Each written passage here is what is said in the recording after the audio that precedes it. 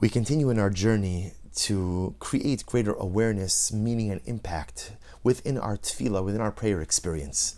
And I think when it comes to tefillah, we all agree, of course, that the goal is not just to daven, but to daven with kavanah. Now, the truth is, the word kavanah is defined in many different ways. So sometimes kavanah is defined on a basic level, perush hamilos, understanding the words. I should understand what it is that I'm saying. Sometimes we look at kavanah maybe a little bit deeper. Kavanah means an awareness, that I understand that when I daven, I'm creating this dialogical connection with the Ribbon Shalom, and I feel that connection. I feel that I'm not talking at or talking about, but I'm talking to Hashem. However we define kavanah, we recognize that obviously the goal is to have kavanah when I daven. But here comes the challenge. More often than not, I don't have kavanah. It's just, I can only speak for myself, it's just the reality of the tefillah experience. I just don't have kavanah. Whether it's that I don't understand what I'm saying, or the truth is, often I understand the words, I don't feel it. I'm doing it, I'm checking the box, I'm fulfilling a halachic obligation. But if you ask me, do I feel a connection to Hashem? Often not. Do I feel a sense that I'm speaking or standing before the king? Often not. So of course the question that we then ponder, we struggle with is, so what's the meaning of a tefillah like that? Rabbi Nachman of Breslov in his Likutei Halachos discusses this idea. And the Rebbe says that often we assume that a tefillah without kavanah is a meaningless prayer. A meaningless tefillah. What does it do? A tefillah without kavanah? Nothing. It's a nothing. Nothing.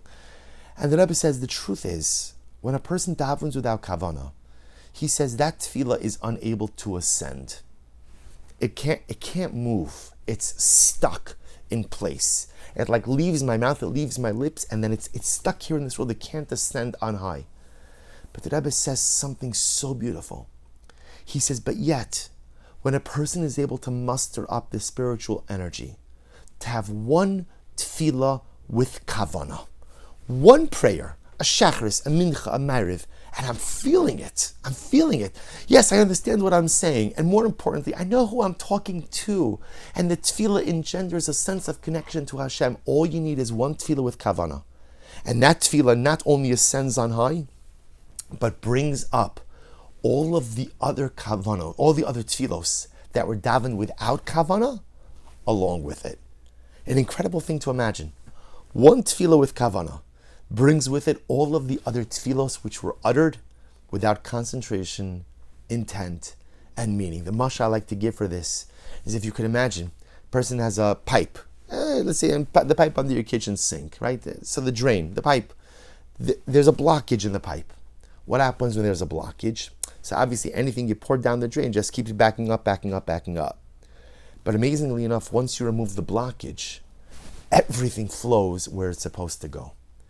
A tefillah without kavanah, a tefillah without concentration, is like a blockage.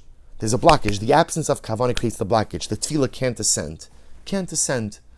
But once you have one tefillah with kavanah, one, Rebbe says all you need is one tefillah with kavanah.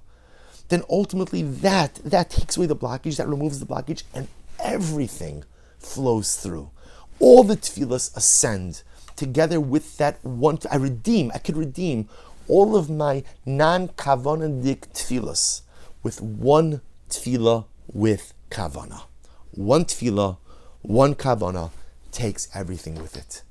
The Baal Shem Tov, Zechusa Yagin Aleinu, he adds on to this. The truth is, he came before Rabbi Nachman, but he says, do you know when this really takes place? The Rebbe says, on Rosh Hashanah. The Rebbe says on Rosh Hashanah, a person could redeem all of the tefillahs throughout the year.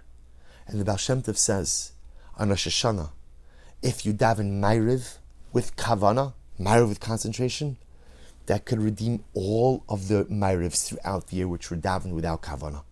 A Shachris on Rosh Hashanah morning with kavanah lifts up all of the Shachrises throughout the year. A Musaf with kavanah, a Mincha with kavanah, you get the point, redeems all of the tefillos. I can literally lift up all of the tefillos of the past year through davening on Rosh Hashanah with a sense of kavanah. You'll say, what are the mechanics? The mechanics of Rabbi Nachman. Because all of my tefillos throughout the year that were uttered without kavanah, they're like hovering, they're here. They're hovering around my soul. They're here. They're waiting to be able to, they can't go anywhere. It's almost as if like a tefillah without kavanah is like a bird without wings. It can't fly. It can't ascend. It can't go anywhere. Just can't move anywhere. But go ahead and give it kavanah. Go ahead and give it wings. And there is no telling what it could accomplish. And on Rosh Hashanah, one tefillah with kavanah, a ma'ariv with kavanah, a shachris with kavanah, a mincha with kavanah, lifts up all of the tefillos throughout the year. What an incredible opportunity. Sometimes in life we make mistakes and we're stuck holding the bag of the mistake. And I wish more than anything, I wish I could go back in time and change it around. But that's not the way life works. You can't go back in time, except when you can. I might have not taken full advantage of my tefillah opportunities throughout the year. It's possible. Sometimes it's not, and often it's not because I don't care about davening. It's just because the truth is, sometimes I don't appreciate what davening is. Sometimes I don't understand what davening is. And sometimes I'm just pulled in a million different directions. I just don't have the bandwidth to engage in a meaningful tefillah experience. Rabbi Nachman says it's okay, because all you need is one. And says the Baal Shem Tov, that one, let it be on Rosh Hashanah. Because on Rosh Hashanah, one tefillah with kavanah lifts up all of the other hovering, wingless prayers along with it. This is the opportunity we have. All you need is one. You don't have to wait till Rosh Hashanah, but maybe Rosh Hashanah is a bit more ripe for it. One tefillah with kavanah lifts up everything along with it. Maybe Bizocha Mirtz Hashem to that one tefillah. That one tefillah with concentration. That one tefillah with connection. That one tefillah with meaning. That one tefillah with relationship. That one tefillah with wings. And if I'm privileged to create and generate that one tefillah, how beautiful it will be to see all of the other tefillos ascend along with it.